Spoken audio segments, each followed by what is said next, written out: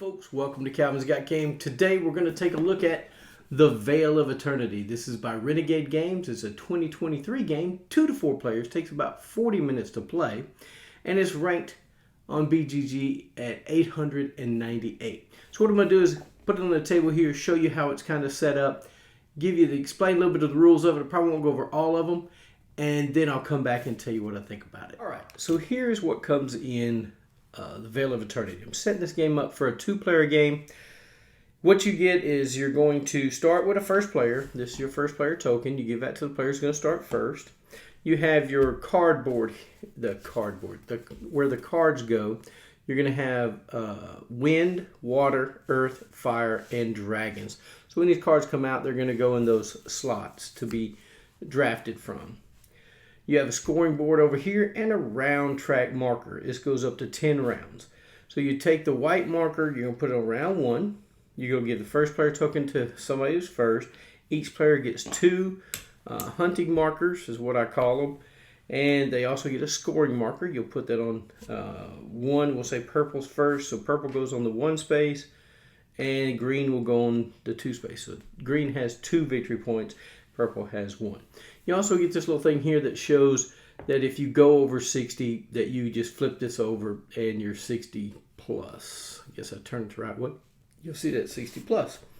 So in this game, you have your rune or magic stones. There's in denominations of 6, 3, and 1. So you're going to put out as many cards into the drafting area as there are players. You're going to put out 2 times as there are players. So if you're playing with 2 players, you're going to put out 4 cards, 3 players 6 cards, and 4 players 8 cards. So you're going to want to do that. So we're going to draw those and go ahead and place those. So we have 2 earth cards. And we'll talk about the symbols on the cards here in just a moment. We have a dragon card and we have a wind card. So you're going to place those around the board like so. Can't hardly see that wind one here. We'll move it over. So you're going to have these in here. So on your turn, since I'm the first player, I get to draft a card. So I think I'm going to draft this one. Now it goes to the next player. This player wants to draft that one. And then it goes in reverse turn order. They get to draft again. We'll take that one and I'll take this one. So now it's my turn. We have 3 phases in this game. We just done the hunting phase. So this was the hunting phase, and we're going to do our actions now. So what we can do is I'll go ahead and sell a card. That's one thing that you can do is sell a card. So in my turn, I'm going to take this card and I'm going to sell it, and I will get 4. On the board it shows you get 4 magic stones. For water, you'll get 3. For wind, you'll get 3 and 1. For a dragon, you'll get 6, and you'll get 3 for fire. So I get 4 magic stones. Now, you can only have 4 magic stones at one time. If you collect any more, before you do anything else, before you can summon, before you can do anything, you have to discard down to 4 magic stones. You can only have 4 at one time. So for this one, I'm going to tame it. So I'm going to bring it into my hand and I'm going to tame it. So now I can't summon this card because I don't have enough money, right? So I just have to hold on to it. So I'm basically going to have to pass at this point. So now green will take their turn. Green's going to sell the dragon for 6 because he'll get 6 for that. So he brings in his 1 stone for that.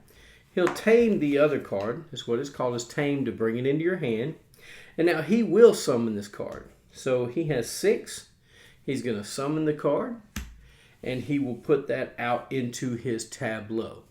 So, and when you put a card out in the tableau, there's 3 different symbols. There's a lightning bolt, which happens immediately. You go from left to right, top to bottom.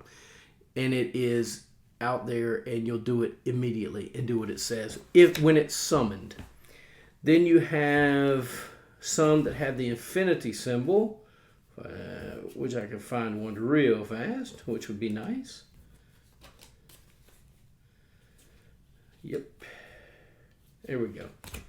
So some of these have 2 symbols on them. So when you summon this card, you're going to do the lightning bolt right now when you summon it, but your infinity symbol works the whole game through. So in this case, you would get the cost of your cards are decreased by 1.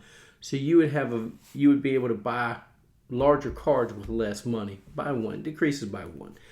So that's how you summon, that's how you do those. Then you have what we call the resolution phase. This is the 3rd phase.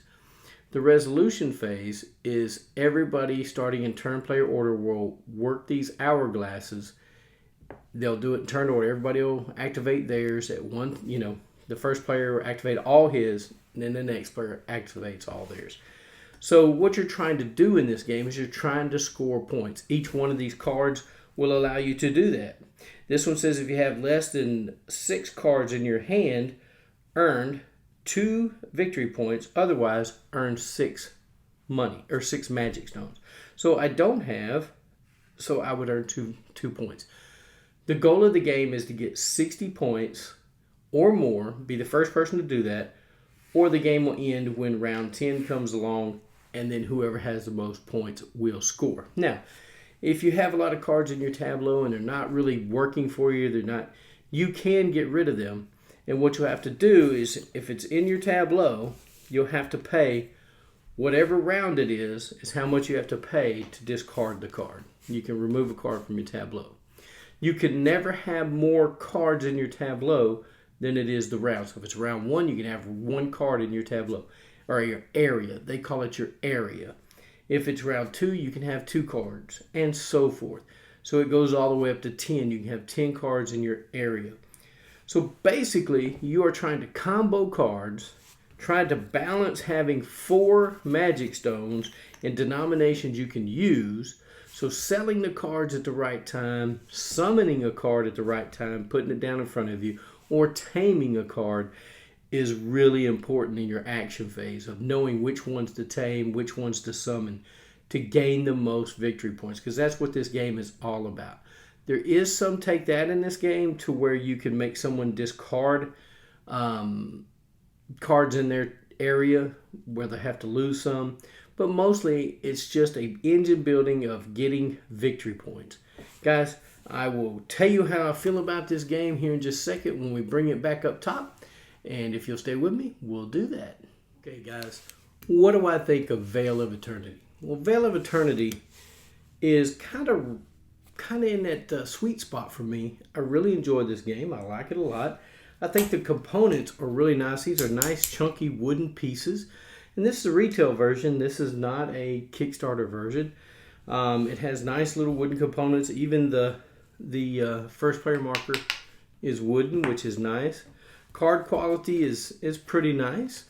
I like it. The little chits are pretty good. I do find that some of them have split a little bit. They're coming apart, which, it happens, I guess, but I wasn't real happy with that. But that could be just wear and tear of kind of how things are here when you're playing with it quite a bit. They get used a lot.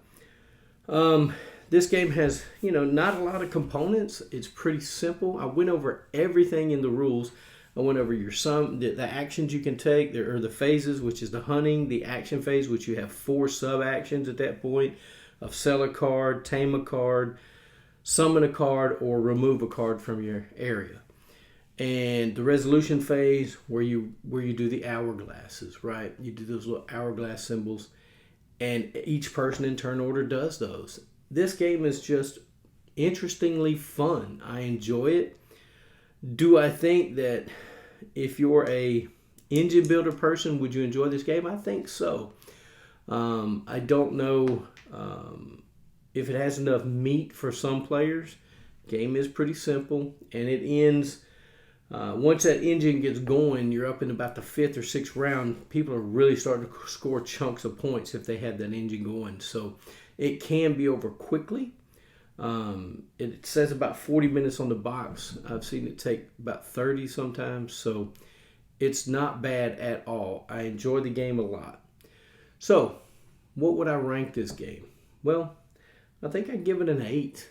I like it that much. Vale of Eternity, if you like tableau building, or I call it tableau building, they call it their area. If you call engine building where you have these types of drafting, where you're drafting cards going through, and if you know somebody needs a card, you can hate drafting this. It's not something that you can't do.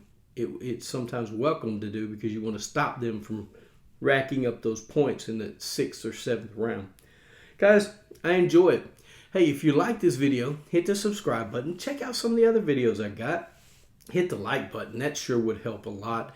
I'd like to hit 500 subscribers this year before December 31st. If you can help me out, I'd appreciate it. Remember, get a board game to the table, spend time with your friends and family. And thanks for watching Calvin's Got Game.